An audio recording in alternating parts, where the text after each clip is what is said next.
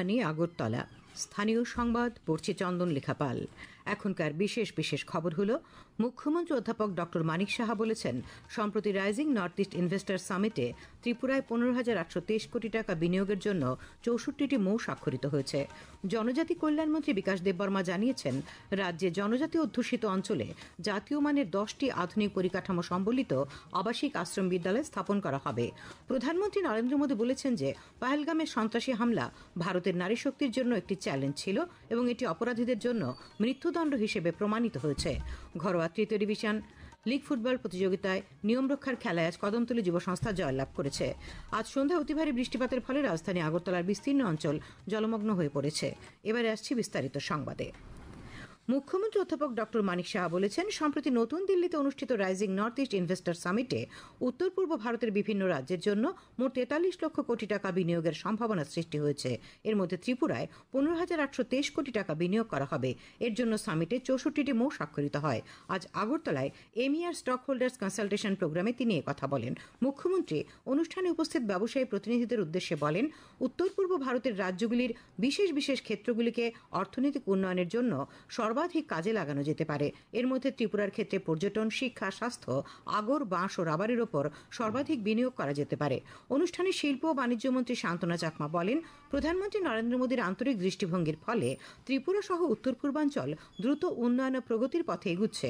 বক্তব্য রাখেন শিল্প ও বাণিজ্য দপ্তরের সচিব কিরণ গিত্তে, অধিকর্তা ডক্টর শৈলেশ কুমার যাদব। উপস্থিত ছিলেন ত্রিপুরা শিল্প উন্নয়ন নিগমের চেয়ারম্যান নবাদল বণিক, রাজ্য বহির্রাজ্যের বিভিন্ন ব্যবসায়ী সংস্থার প্রতিনিধিরা।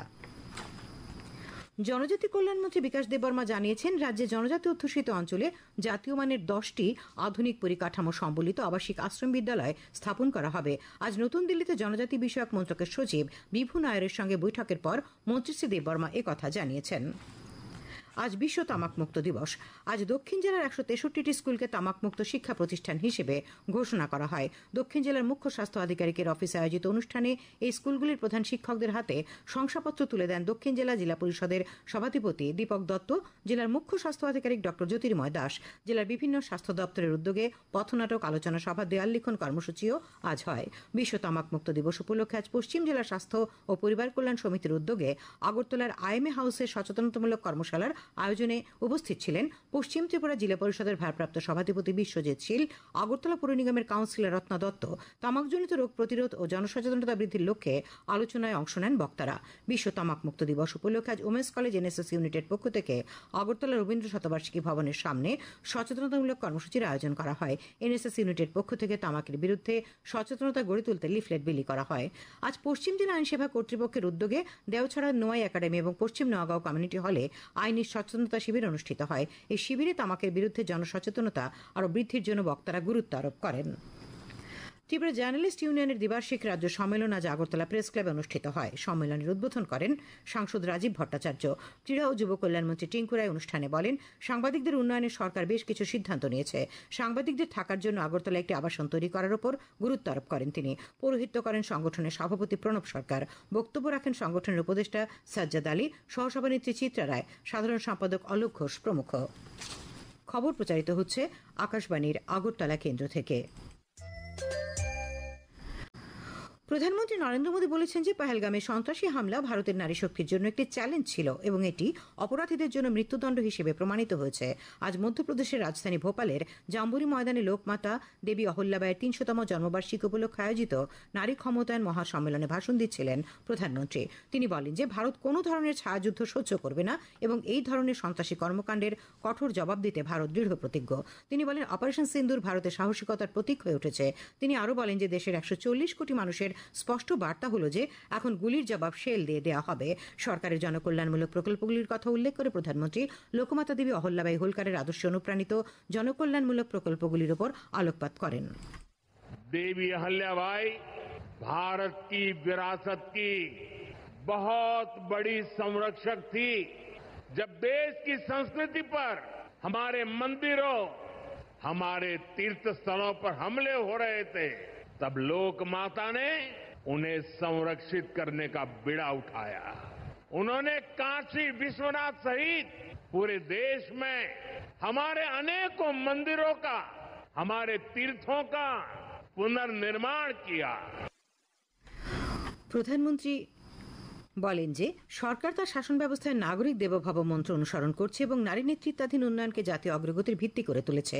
তিনি বলেন প্রতিটি বড় সরকারি উদ্যোগের কেন্দ্রবিন্দুতে রয়েছেন নারীরা। তিনি আরও বলেন আজ কৃষি প্রযুক্তির মতো ক্ষেত্রে নারীরা নেতৃত্ব দিচ্ছেন। নমোড্রোন দিদি অভিযানের মতো উদ্যোগ তাদের মনোবল এবং আয় উভয়ই বাড়িয়েছে। তিনি উল্লেখ করেন যে বিজ্ঞান, প্রকৌশল, চিকিৎসা এবং বিমান চালনায় ক্রমবর্ধমান সংখ্যক নারীর কর্মজীবন চলছে। বিজ্ঞান ও গণিত বিষয়ে তাদের ভর্তির হার বাড়ছে। তিনি গর্বের সঙ্গে উল্লেখ করেন যে চন্দ্রযান-3 মিশনের সাফল্যে 100 জনেরও বেশি নারী বিজ্ঞানী এবং প্রকৌশলীর অবদান রয়েছে। নারীদের জীবন সহজ করার জন্য সরকারের প্রচেষ্টার কথা তুলে ধরে প্রধানমন্ত্রী নলের জল, বিদ্যুৎ, এলপিজি সংযোগ, ব্যাংক অ্যাকাউন্ট এবং শৌচাগারের মতো মৌলিক সুযোগ সুবিধা নিশ্চিত করার জন্য প্রকল্পগুলির কথা উল্লেখ করেন। প্রধানমন্ত্রী আবাস যোজনার কথা তুলে ধরে তিনি বলেন যে দরিদ্রদের জন্য 4 কোটিরও বেশি বাড়ি তৈরি করা হয়েছে, যার বেশিরভাগই মহিলাদের নামে নিবন্ধিত। অনুষ্ঠানে প্রধানমন্ত্রী বেশ কিছু গুরুত্বপূর্ণ পরিকাঠামো প্রকল্পের উদ্বোধন করেন। তিনি 1271টি অটল গ্রাম সেবা সদন নির্মাণের প্রথম কিস্তির টাকাও প্রদান করেন। অনুষ্ঠান থেকে দেবী অহল্যাবাই হোলকারের ঐতিহ্যকে সম্মান জানাতে একটি স্মারক ডাকটিকিট এবং 300 টাকার একটি মুদ্রা প্রকাশ করা হয়েছে। বিজেপি সদর শহর জেলা কমিটির উদ্যোগে আজ আগরতলা টাউন হলে রানী অহল্যাবাই হোলকারের জন্মের 300তম জন্মবার্ষিকী উদযাপন করা হয়। অনুষ্ঠানের উদ্বোধন করেন মুখ্যমন্ত্রী অধ্যাপক ডক্টর মানিক সাহা। তিনি বলেন লোকমাতা অহল্যাবাই তার নিজের রাজ্যের সমৃদ্ধির জন্য একটি নতুন দিক নির্দেশনা দিয়েছিলেন, এমনকি দরিদ্রদের ক্ষমতায়নে নিজেকে উৎসর্গ করেছিলেন। বিজেপির খয়রপুর মণ্ডলের উদ্যোগেও রানী অহল্যাবাই হোলকারের 300তম জন্মজয়ন্তী উদযাপন করা হয়। উপস্থিত ছিলেন বিধায়ক রতন চক্রবর্তী। আজ সন্ধ্যায় অতি ভারী বৃষ্টিপাতের ফলে রাজধানী আগরতলার বিস্তীর্ণ অঞ্চল জলমগ্ন হয়ে পড়েছে। শহরের বহু রাস্তায় যান চলাচল প্রায় বন্ধ। পশ্চিম জেলা প্রশাসন সূত্রে জানা গেছে বৃষ্টির জল নিষ্কাশনের জন্য এই মুহূর্তে আগরতলা শহরে 13টি পাম্প কাজ করছে। মহকুমা প্রশাসন পরিস্থিতির উপর নজর রাখছে। এদিকে আজ সদর মহকুমা প্রশাসনের পক্ষ থেকে বলা হয়েছে গত দুদিনের বৃষ্টিতে জলমগ্ন এলাকায় মানুষের জন্য সদর মহকুমার বিভিন্ন স্থানে 4টি আশ্রয় শিবির খোলা হয়েছে। বর্তমানে এই শিবিরগুলিতে 939 জন আশ্রয় নিয়েছেন। এগুলি খোলা হয়েছে প্রতাপগড় ঋষি কলোনির প্রতাপগড় ইংলিশ মিডিয়াম উচ্চ মাধ্যমিক বিদ্যালয়, স্বামী দয়ানন্দ উচ্চ মাধ্যমিক বিদ্যালয়, আরেলা ঋষিদাস কলোনি এসবি স্কুল এবং অক্ষয় কুমার জেবি স্কুলে। বিষ্ণুপ্রিয়া মণিপুরী ভাষার পাঠ্যক্রম ও পাঠ্যপুস্তক প্রণয়নের জন্য আজ 3 দিনের কর্মশালা শেষ হয়েছে। শিক্ষা দপ্তরের অধীন ককবরক ও অন্যান্য সংখ্যালঘু ভাষা দপ্তরের উদ্যোগে গত 29 মে শিশুবিহার উচ্চ মাধ্যমিক বিদ্যালয়ে কর্মশালা শুরু হয়েছিল। আজ সমাপ্তি অনুষ্ঠানে উপস্থিত ছিলেন ককবরক ও অন্যান্য সংখ্যালঘু ভাষা দপ্তরের অধিকর্তা আনন্দহরি জমাতিয়া। পৌরোহিত্য করেন বিষ্ণুপ্রিয়া মণিপুরী ভাষা উন্নয়ন উপদেষ্টা কমিটির চেয়ারম্যান প্রশান্ত সিংহ। ত্রিপুরা গ্রামীণ ব্যাংকের উদ্যোগে ওবিসি কল্যাণ দপ্তরের সহযোগিতায় আজ 10টি স্কুলের ছাত্রছাত্রীদের মধ্যে ক্রীড়া সামগ্রী বিতরণ করা হয়। এই উপলক্ষে আগরতলার গোর্খাবস্তিস্থিত ওবিসি ওয়েলফেয়ার কার্যালয়ে আয়োজিত অনুষ্ঠানে উপস্থিত ছিলেন ওবিসি কমিশনের চেয়ারম্যান তাপস মজুমদার, ওবিসি কল্যাণ দপ্তরের সচিব তাপস রায়, ত্রিপুরা গ্রামীণ ব্যাংকের জেনারেল ম্যানেজার অনুপ কুমার সাহা। প্রাণী সম্পদ বিকাশ মন্ত্রী সুধাংশু দাস আজ খয়রপুরের আরকে নগরস্থিত পশু হাসপাতাল পরিদর্শন করেন। পরিদর্শনকালে মন্ত্রী হাসপাতালটিতে চিকিৎসা পরিষেবা সম্পর্কে খোঁজ খবর নেন। মন্ত্রীর সঙ্গে ছিলেন বিধায়ক রতন চক্রবর্তী। খেলার খবর। ত্রিপুরা ফুটবল অ্যাসোসিয়েশন পরিচালিত ঘরোয়া 3য় ডিভিশন লীগ ফুটবল প্রতিযোগিতার নিয়ম রক্ষার খেলায় আজ কদমতলী যুব সংস্থা জয়লাভ করেছে। উমাকান্ত মিনি স্টেডিয়ামে বিকেল অনুষ্ঠিত খেলায় কদমতলী যুব সংস্থা 6-3 গোলে উমাকান্ত কোচিং সেন্টারকে হারিয়ে দেয়। আবহাওয়া। আগামী 24 ঘন্টায় পশ্চিম ত্রিপুরা, উত্তর ঊনকোটি, ধলাই ও খোয়াই জেলায় বিক্ষিপ্তভাবে ভারী বর্ষণ, সঙ্গে ঘন্টায় 40 থেকে 50 কিলোমিটার বেগে দমকা হাওয়া বয়ে যাওয়ার সতর্কবার্তা রয়েছে। আগামীকাল তাপমাত্রা সর্বোচ্চ 30 ডিগ্রি সেলসিয়াস এবং সর্বনিম্ন 26 ডিগ্রি সেলসিয়াসের কাছাকাছি থাকবে। আজ দিনের সর্বোচ্চ তাপমাত্রা ছিল 34.2 ডিগ্রি সেলসিয়াস এবং সর্বনিম্ন 26.8 ডিগ্রি সেলসিয়াস। আজ সকাল 8:30 থেকে সন্ধ্যে 5:30 পর্যন্ত আগরতলা এবং তার আশপাশ এলাকায় বৃষ্টি হয়েছে 20.8 মিলিমিটার। শেষ করার আগে খবরের বিশেষ অংশগুলি আরেকবার। মুখ্যমন্ত্রী অধ্যাপক ডক্টর মানিক সাহা বলেছেন সম্প্রতি রাইজিং নর্থ ইস্ট ইনভেস্টার সামিটে ত্রিপুরায় 15,823 কোটি টাকা বিনিয়োগের জন্য 64টি মৌ স্বাক্ষরিত হয়েছে। জনজাতি কল্যাণমন্ত্রী বিকাশ দেববর্মা জানিয়েছেন রাজ্যের জনজাতি অধ্যুষিত অঞ্চলে জাতীয় মানের 10টি আধুনিক পরিকাঠামো সম্বলিত আবাসিক আশ্রম বিদ্যালয় স্থাপন করা হবে।